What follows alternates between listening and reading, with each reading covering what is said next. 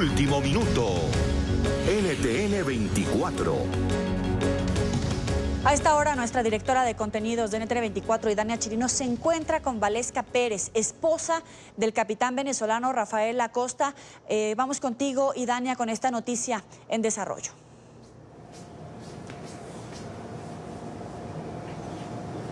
Gracias, Joely. Es bien difícil y bien complicado hacer una entrevista en una circunstancia como esta. Quiero, primero que nada, dejarlo expresado de alguna manera. Y luego agradecer a Valesca Pérez, que es la esposa del capitán, el recibirnos, el estar con nosotros y el sobreponerse en un momento como este para poder compartir con nosotros.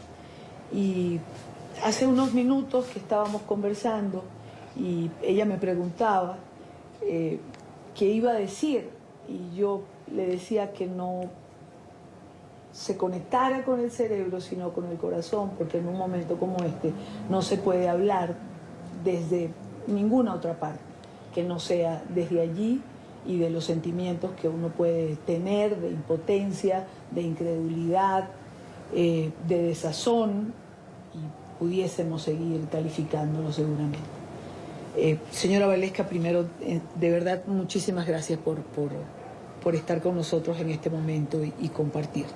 Es muy duro, pero le agradezco, y como le dije, usted me preguntó, hay circunstancias que no podemos dejarlas pasar, porque el horror que estamos viviendo hay que mostrarlo. Con mucho respeto quiero hacerle esta entrevista y con mucho respeto le pregunto, ¿cuándo usted se enteró de lo que está pasando? Muchísimas gracias primero por hacerme a su espacio. Me enteré de la situación el día 21, el viernes 21. Estuve en comunicación con él al mediodía aproximadamente, y ya después de allí no tuve más. O sea, el 21 usted se entera de que lo detienen. Sí, porque perdí la comunicación. O sea, ¿pudo hablar con él cuando lo detuvieron? No. Desde el 21 hasta hoy nunca más habló con él. No, yo hablé con él porque él me dijo que él iba para una reunión social y eso, y de allí no tuve más contacto. A partir de ese momento no tuvo contacto, tuvo información. ¿Alguien pudo verlo? ¿Alguien se comunicó con él? ¿Supo usted de dónde estaba o lo que estaba ocurriendo con él? Yo estuve haciéndole varias llamadas en el transcurso del día y la tarde, incluso le mandé unos mensajes y no tuve respuesta de él. Entonces me angustié, y después yo me enteré por personas ajenas que se le habían llevado el Digecin y el Sebin, encapuchados, con armas largas. ¿Del lugar donde él estaba? Del lugar, sí, eso fue en Miranda. Hablan de un abogado. ¿Qué abogado era? ¿Usted tuvo comunicación con el abogado? No tuve ninguna comunicación con el abogado. ¿Cuándo se entera usted de lo que lamentablemente nos enteramos todos, de que su esposo había muerto? ¿Quién le dice? ¿Cómo se entera? ¿Qué pasó ahí? Ayer lo iban a presentar a los tribunales, o lo presentaron a los tribunales. Los tribunales en el Fuerte Tiuna, que están ubicados, los tribunales militares, aproximadamente como a las 2 de la tarde lo iban a presentar. La juez vio en el estado de condición que él estaba, en silla de ruedas. Eso le iba a preguntar, ¿en qué estado estaba? En silla de ruedas. ¿En qué estado llega él a los tribunales? Lo único que pudo hablar, estaba pidiendo auxilio, que le decía al abogado que auxilio, auxilio, auxilio. De resto ya no valía por sí mismo. La juez emite y lo trasladan al hospitalito dentro del Fuerte Tiuna, se lo lleva. Es decir, la juez lo vio y lo mandó al hospital. Lo mandó al hospital. Imagínense las condiciones en que él estaba. La familia no lo pudo ver, eso estaba resguardado, y falleció a la 1. A la 1 de la mañana falleció. Me enteré como a las 10 de la mañana, porque me avisó el abogado. ¿Cómo ¿Cómo sabe que fue a la 1? ¿Se lo dijo el abogado? Me lo dijo el abogado, que fue a la 1. ¿Qué viene ahora, señora Valesca? Es decir, ¿usted sabe dónde está el cuerpo de su esposo?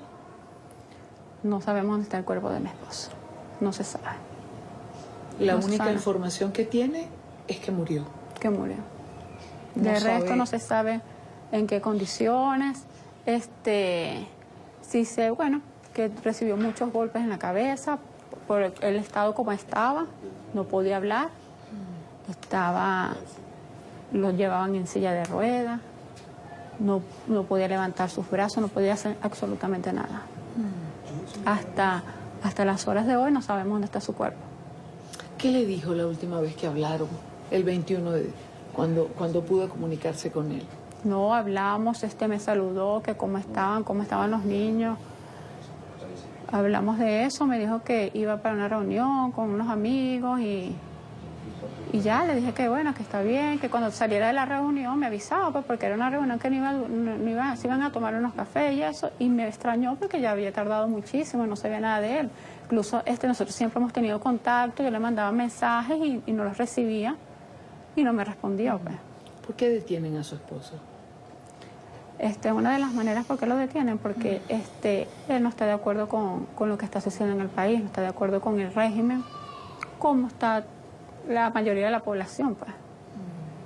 Y eso puede ser.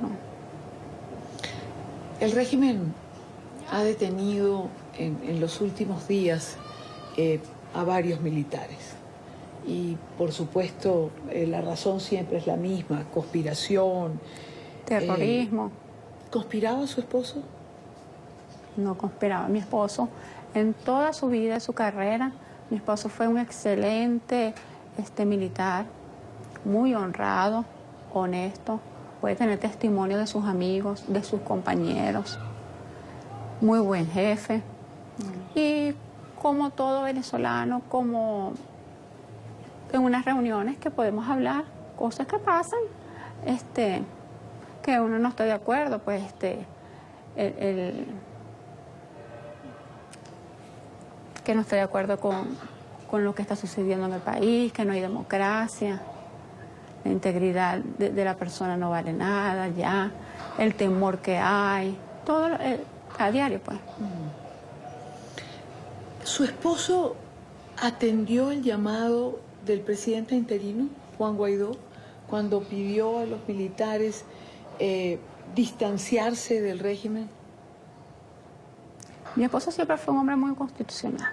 Siempre estuvo al margen como el militar de antes, pegado a la Constitución.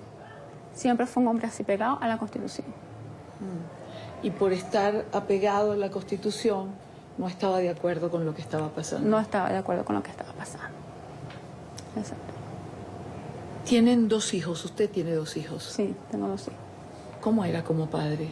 Excelente, como padre, como esposo, como amigo. En la vida diaria, excelente ser humano y en su trabajo también. Valesca, ¿usted pensó que algo así le podía pasar a su esposo? Tenía temor, como todos tenemos temores. Recuerde que allá la gente ya tiene temor, no se puede hablar, uno no se puede expresar. Y sí tenía temor, tenía temor por eso mismo, porque sabían que él no estaba de acuerdo con lo que estaba sucediendo.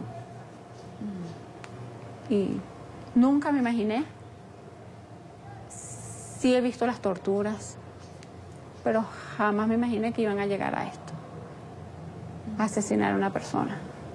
Bueno, está de acuerdo con el régimen. Con todo este horror que los venezolanos están viviendo y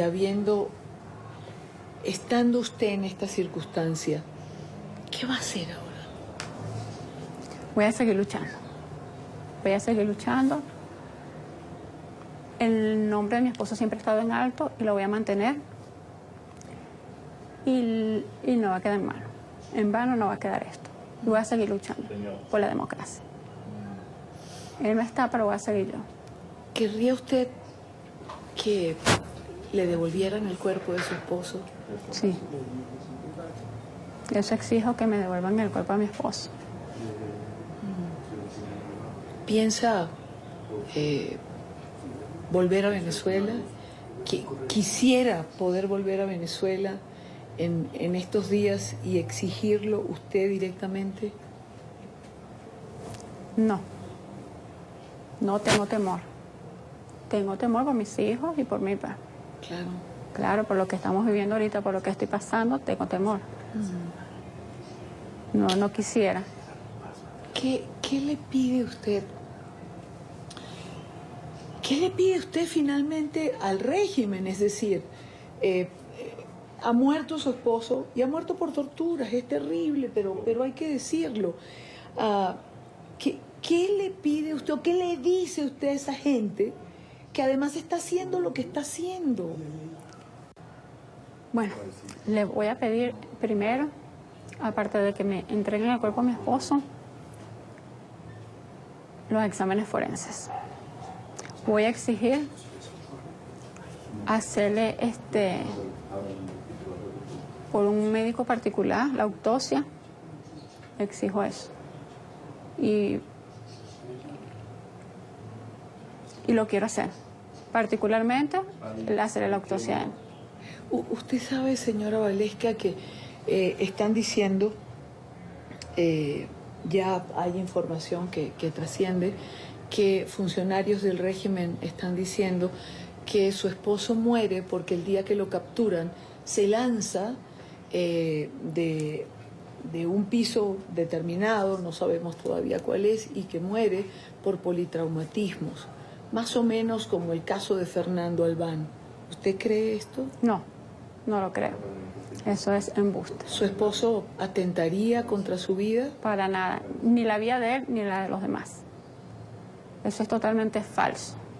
Dicen esa versión, después dicen que ellos le pidieron el documento de identidad, él se los entregó, y usted dice, se lanzó de un piso, se lanzó por un barranco, le entrega el documento de identidad y después aparece así, torturado y muerto. No, eso es embuste. Él jamás sería capaz de hacer eso. Siempre es un hombre que ha dado la cara. Su esposo muere creyendo en que la democracia es lo que los venezolanos necesitamos. Su esposo muere creyendo en las Fuerzas Armadas a las cuales sirvió. Su esposo muere para usted como un héroe. No tan solo para mí, para mis hijos. Para Venezuela murió como un héroe. Murió no como un delincuente, no como un narcotraficante. Murió como un héroe. Para todos murió como un héroe. ¿Qué le dijo el presidente interino de Venezuela, Juan Guaidó? ¿Tuvo la oportunidad usted de conversar con él? Sí, tuve la oportunidad de conversar con él. Él me llamó. Me dijo que nos iba a apoyar, que esto no se iba a quedar así, que como presidente de Venezuela, él iba a dar una respuesta, que es, y que se va a hacer justicia. Señora Valesca, es muy duro lo que quiero preguntarle, pero no quiero dejar de hacerlo. Sus hijos tienen 4 años y 12 años, me dijo. Cierto. ¿Qué les va a decir? Imagínate, no sé. Mi hijo mayor sabe. Hablé con él. Él dice que su papá murió como un héroe. Sin yo decirle nada, me dijo eso. Fueron sus respuestas. El pequeño está inocente de todo. Pero sin embargo le van a quedar sus recuerdos. Y siempre le voy a hablar de su papá. Como lo que es. Como un valiente militar pegado a la Constitución. Quiero darle las gracias por compartir nosotros lo que es su dolor. Quisiera poder decirle seguro en nombre de muchos venezolanos, quisiera tener una palabra de consuelo, lo cual es muy difícil en un momento como este. Mi más profundo respeto, que es el de muchos venezolanos en este momento. Y mucho más allá de los propios venezolanos. Su esposo murió como un héroe, murió creyendo que la democracia es lo que los venezolanos merecemos tener. Yo le agradezco muchísimo que haya compartido con nosotros este momento. Muchísimas gracias por permitirme estar en este espacio y que el mundo sepa lo que está sucediendo. Eso de verdad es que sí, importante. que el mundo sepa lo que está sucediendo. Así Y es. no quede en vano la muerte de él. Así es. Joely, vuelvo a nuestro Centro Internacional de Noticias. Valesca Pérez es la esposa del capitán Rafael Acosta, quien muere torturado por el régimen venezolano. Y quiero quedarme con la frase de la señora Valesca de que el capitán nunca hubiese atentado contra su vida o contra la vida de los demás. Regreso con ustedes.